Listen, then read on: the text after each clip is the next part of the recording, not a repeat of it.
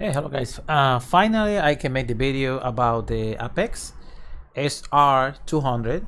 This is not actually a new design that was just designed a few days ago. No, it is an old schematic that was designed by Mr. Miles a long time ago, by 2012, I think 2012, and I have the file save it on my computer for a long time, so I decided to a few days ago I decided to share the file, so for someone that would like to try out this nice design of audio amplifier.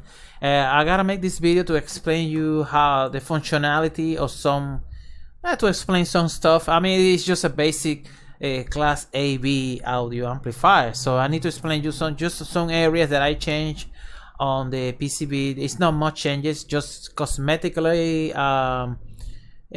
just tweaking and adjusting some of the macros of some components. So basically I changed the macros of this area from the power supply, these capacitors.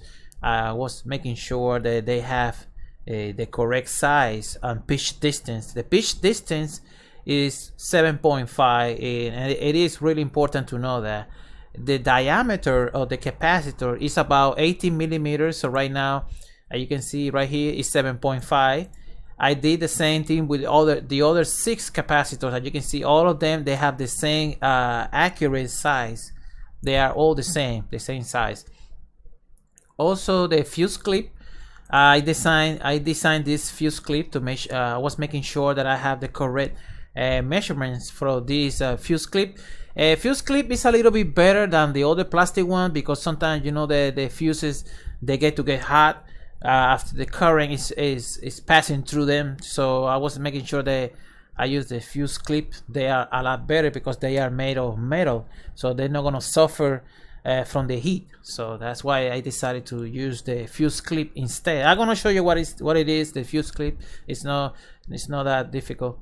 And the fasten connector also is a better way to connect the wires from the power supply and the ground. As you can see, I have 2 fasten connector here, and the other side will also have a fasten connector for the negative voltage.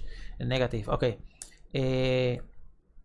The changes that I make on the PCB include the heatsink for the medium power devices transistor. The Q9 is a MJE350. Let me see. I gotta make sure the Q9 is what it is, because let me see. Q9. Hold on, guys. Let me check Q9 just to make sure that is the correct component. Let me see. Q9 should be MJE350G. See, it's correct. It is correct. This is the PNP semiconductor transistor, so it should be fine. All right, so we have that figured out. I create the macro for this particular heatsink according to the information from this part number. I'm gonna show you. It's from Mouser. Yeah, I was looking for stuff for my tablet that I fixed the other day. It was kind of difficult for me to fix that tablet. Okay, right now this here is the heatsink. I'll show you. This is $1, about $1.12, something like that. The price of this heatsink. There you go. Going to show you the legend. I can say the legend. You know, like the map. You go in the corner, you will see the legend of the map, something like that. Anyway, you guys figure out what I'm saying. So I create that heatsink. Hold on, let me scratch my head. Sorry about that. I gotta scratch my head. I always happen when I'm making videos. So right now, as you can see, this is the heatsink, and the pitch distance, as you can see, is 25.40. If we go to the measuring, we're doing the measurements for the heatsink. It's actually 25.4, so 40, actually 40 on both heatsinks. They have the same measurements. So I use all this information to create the macro for the heat. Also, I use the measurements. As you can see, the thickness of this part of the heatsink, I did not draw these spikes because I don't think it's necessary. I don't think it's a big deal. That's why I decided to just place like a square instead of the spikes. I think it's a lot easier. So that's one of the changes.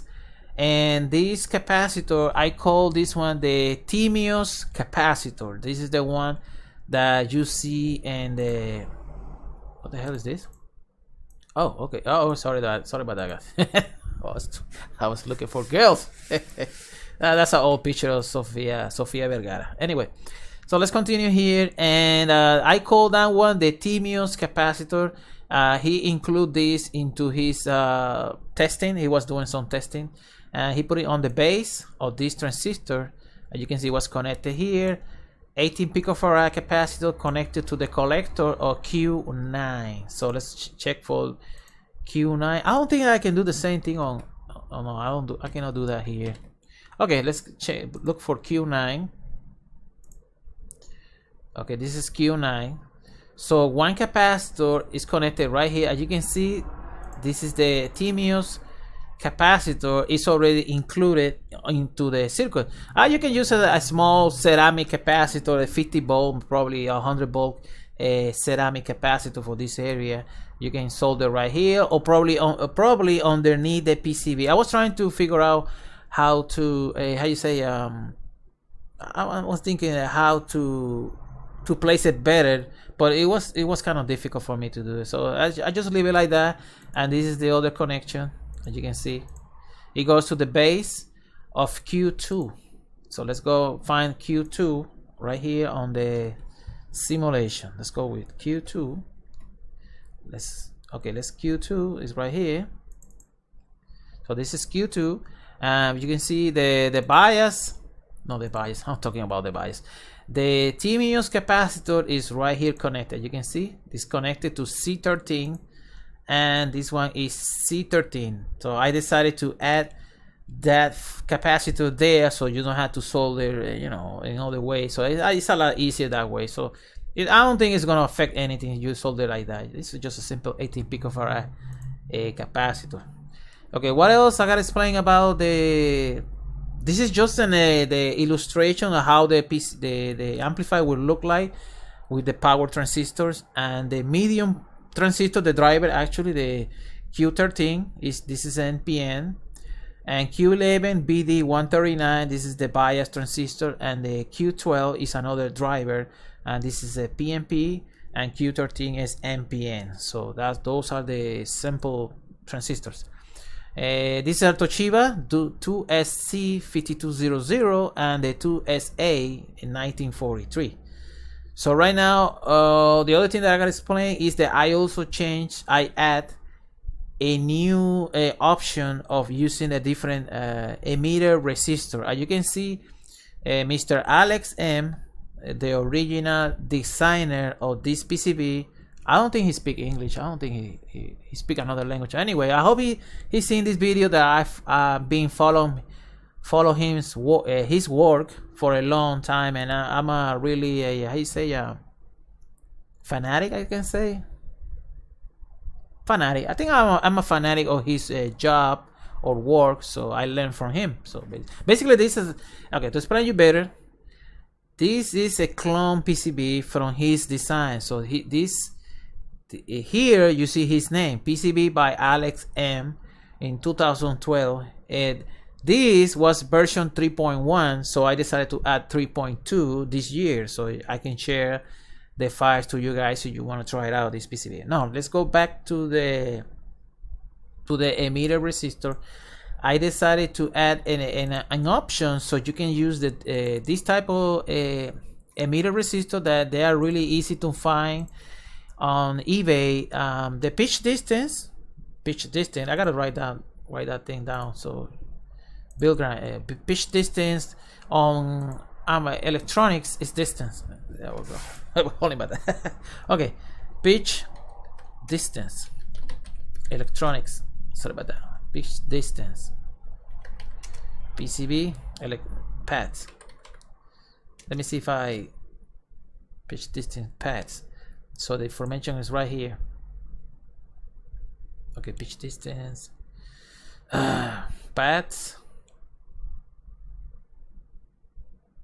Okay, let me see if I can find an example of pitch distance. I need to find that. Electronics. Let me see.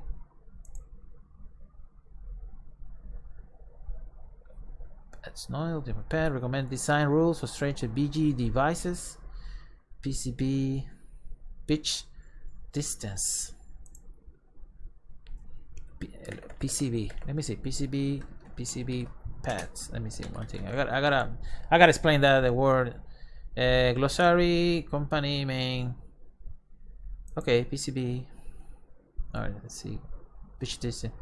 I need to find a better explanation for the pitch distance. Probably you guys know what I'm talking about. So it's the distance. It is the distance between pads. So one sample. This this particular emitter resistor, they all have the same 5 millimeters pitch distance. So right here on this footprint wizard, I can type here 5 millimeters and create a specific pads for that particular resistor. As you can see, I just created from the wizard, and the pitch distance is exactly a 5 millimeters. So that's why I decided to also include those emitter resistors. They are a lot easier to install, and they are rugged. They are rugged design, so they are kind of small. They are also small. They are not that big. So I'm going to show you the images of the real PCB. Someone got ordered the PCB a long time ago, I think. So this is how it looks after you order the PCB. But these files is different. These files is different. It's not the one that maybe I shared the file and I do not remember. But maybe I share the file because I see that when I write picofarad capacitor, I always type PF. I'm not sure. Maybe someone took my file and then he ordered the PCB. I'm not sure about that. Anyway, it's not really important. So as you can see here, the emitter resistor, I really don't like the way they look. That's why I decided to add that option of emitter resistor. You can install it this way, but the problem is that it's gonna be fragile. You're gonna move that around many times, and probably you can break it off the emitter resistor. That's why I decided to use this extra option. Sorry about that. Or you can buy just a small emitter resistor. You gotta make sure they are wire one. Wire one. That's a really difficult word to pronounce. Wire one. Hold on, guys. Let me check. Wire one. So, God damn it. I'm tapping somewhere. What the hell? Wire one resistor. This is the one that you use for the power amplifiers.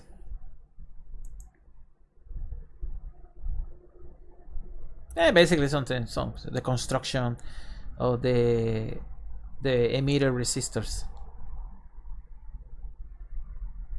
Okay, there you go. I found it, guys. This is the one that I was talking about. This is the one that you going.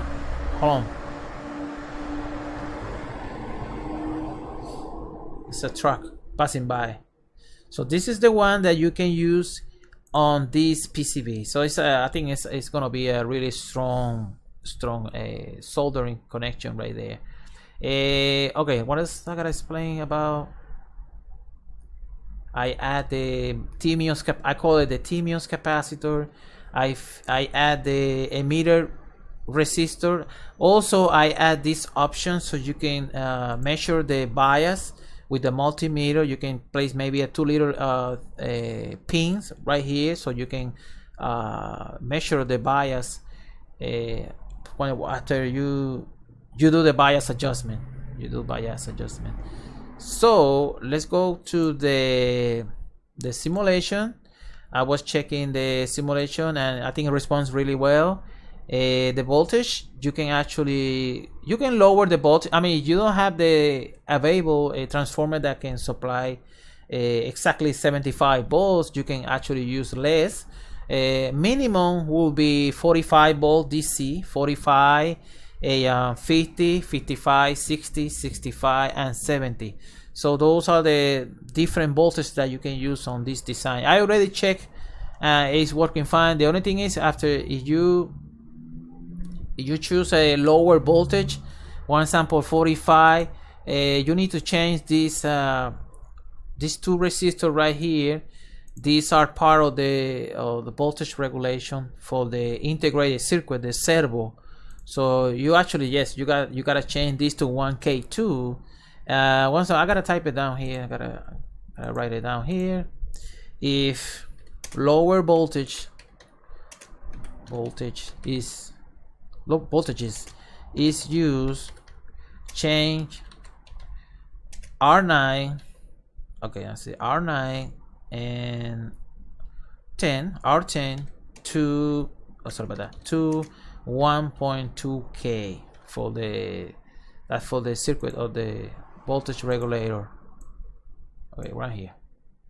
And then I'm gonna copy this one.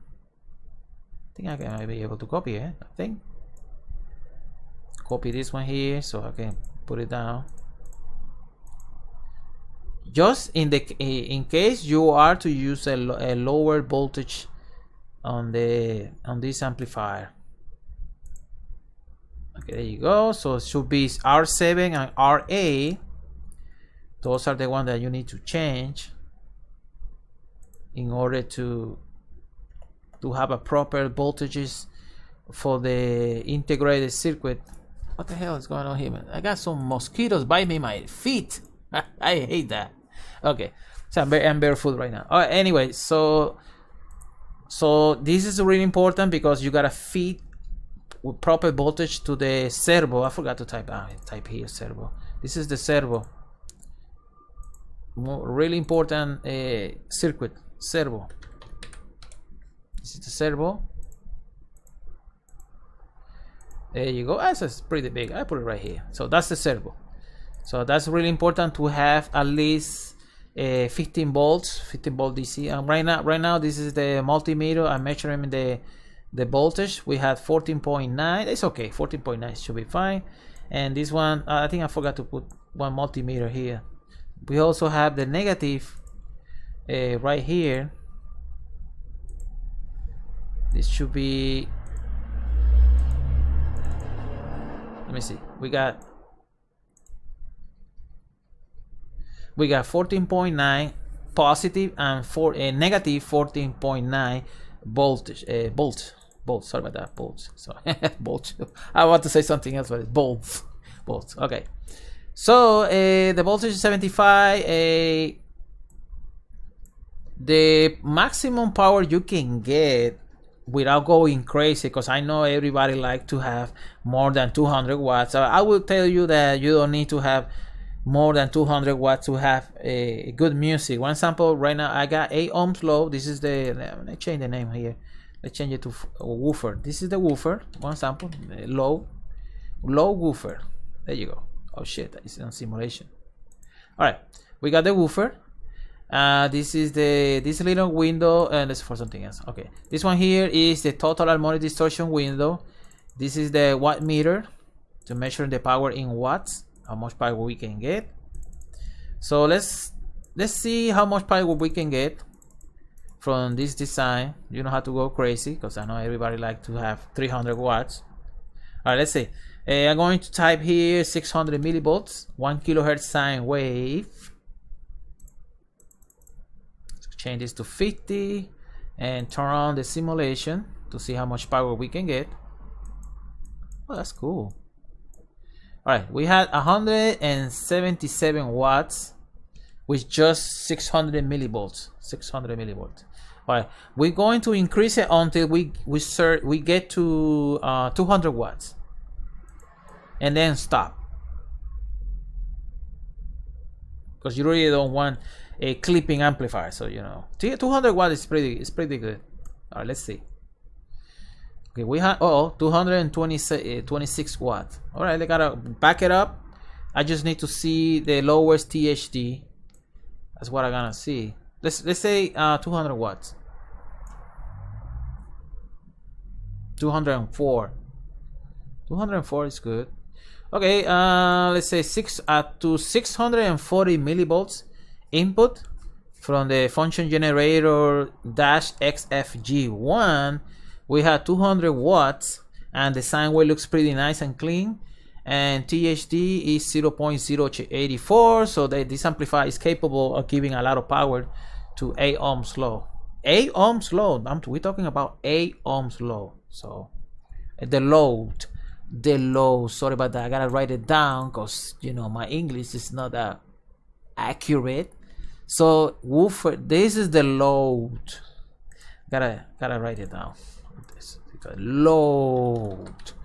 Carga. In Spanish would be carga. So it's low. This is the low. So all right.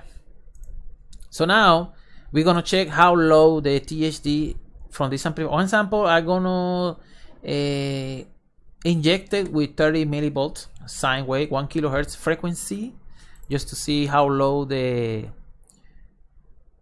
total harmonic distortion it is. So we're gonna turn on the simulation to see how low the distortion it is. Okay, let's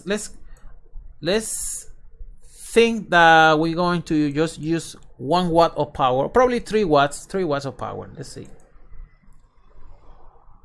One example, like you are listening to soft music and you don't want to make too much noise, just to listen to the music softly without going crazy, All right, let's see. We got 3 watts. We got 3.3 watts, 82 millivolts input sine wave, 1 kilohertz of frequency, and the total harmonic distortion is 0.009. That's pretty good. I mean, that's pretty good. Injecting 1 kilohertz of frequency, so that's pretty good. And you can see the square wave. Yeah, I think I gotta check the square wave to see how it responds. Let's check the square wave with 20 kilohertz just to see how well it responds. Okay, this is 20 kilohertz of frequency. Well, looks pretty good. I mean, as you can see, there is no anomalies on the sine wave. Looks pretty nice and clean. So now we're gonna check with the square wave just to see how well it looks. As you can see, you don't see any anomaly. Get it. Distortion. You don't see that much distortion because that's the way I check the square wave. All right. So the files that I share, they are all. But hold on. What the hell was that? All these files, I already leave the link so you guys can download all the files. So you wanna try it out this amplifier. I have the schematic here. This is the actual schematic from the software simulation, and this is the PDF images, so you can etch it at home, the 2 PCBs, and you can try it out. I already checked many times just to make sure I don't have no traces that are jumping on top of other ones. So I see that everything look nice and clean. You can see, if for some reason someone see an error, please let me know so I can fix it right away and update the file. So this is the PDF, so you can etch it at home. Also, I'm crazy, I know, pero I was talking in Spanish too. I also share the Spring Layout 6 file, so you can open it, you can check it. On this one, I think this one says order. This one here is all the macros on this layout that you see on the screen. They are already identified. So you can see, one sample, someone is talking on the forum and told you, hey, Mr. Something told me that you gotta change one sample R1. No, one sample. Let me see. Hold on.